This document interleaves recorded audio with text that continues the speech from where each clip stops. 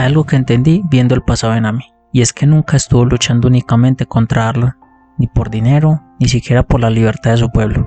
Nami pasó años intentando cargar sola con algo que jamás debió cargar. Y honestamente, creo que ahí está la verdadera tragedia de este personaje, porque durante años aprendió a vivir creyendo que tenía que resolverlo todo sola. Y mientras veía estos episodios, más me convencí de que One Piece no estaba contando una historia sobre piratas, estaba contando la historia de una niña que aprendió demasiado pronto que el mundo podía ser cruel, y que desde entonces nunca volvió a permitirse depender completamente de nadie. Belmer no le dio seguridad.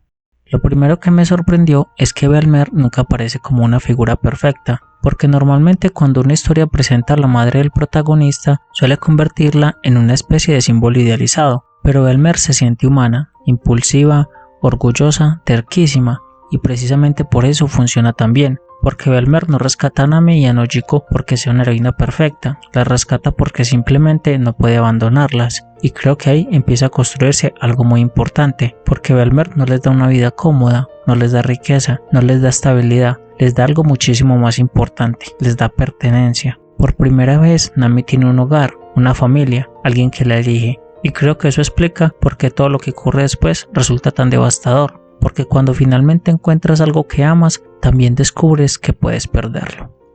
El momento que destruyó su infancia.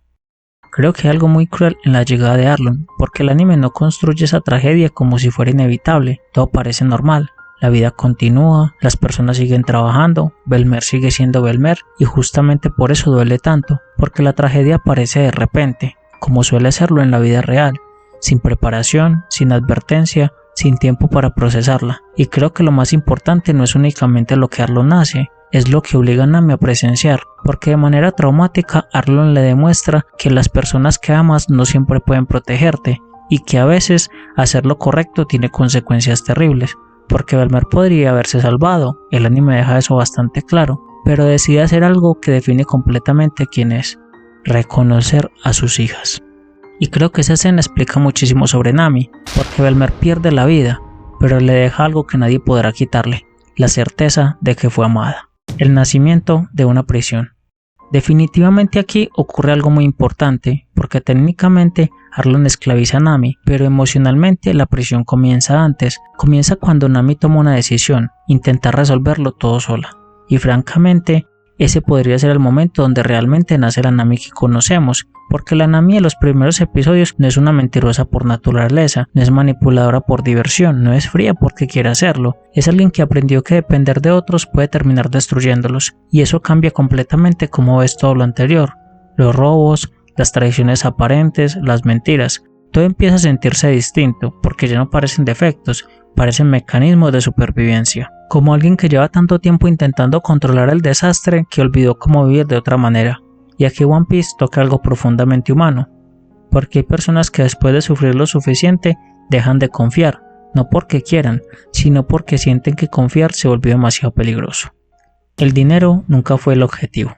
Y creo que aquí está una de las revelaciones más importantes del arco, porque durante muchísimos episodios parecía que Nami amaba el dinero, como si fuera simplemente una de sus características divertidas, la chica que pone el dinero por encima de todo, pero ahora todo cambia, porque el dinero deja de sentirse como codicia, empieza a sentirse como desesperación, cada moneda, cada robo, cada mapa, todo parece impulsado por una única idea, comprar esperanza, y honestamente eso vuelve su historia muchísimo más triste, porque Nami no está persiguiendo riqueza, está intentando comprar un futuro. Y mientras más lo pensaba, más me daba cuenta de algo bastante cruel.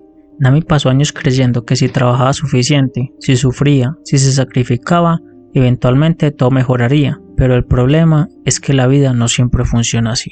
La verdadera crueldad de Arlong. Porque honestamente Arlong no me parece aterrador únicamente por la violencia, lo aterrador es otra cosa. Arlong deja que Nami tenga esperanza y viéndolo ahora creo que eso es muchísimo peor, porque no la destruye inmediatamente, la mantiene viva, la alimenta, la utiliza y mientras ella sigue creyendo que está acercándose a la libertad, él ya decidió que jamás la dejará ir. Y lo que más me duele de todo esto es que One Piece muestra una forma de crueldad muchísimo más oscura, porque destruir la esperanza de alguien es terrible, pero convertir esa esperanza en una cadena es todavía peor. Porque Nami no solo está atrapada, está entregando años enteros de su vida a una libertad que nunca iba a llegar. El día que Nami dejó de creer. Aquí ocurre el momento más devastador de todo el flashback, porque durante años Nami todavía conservó algo que Arlong nunca logró quitarle: esperanza.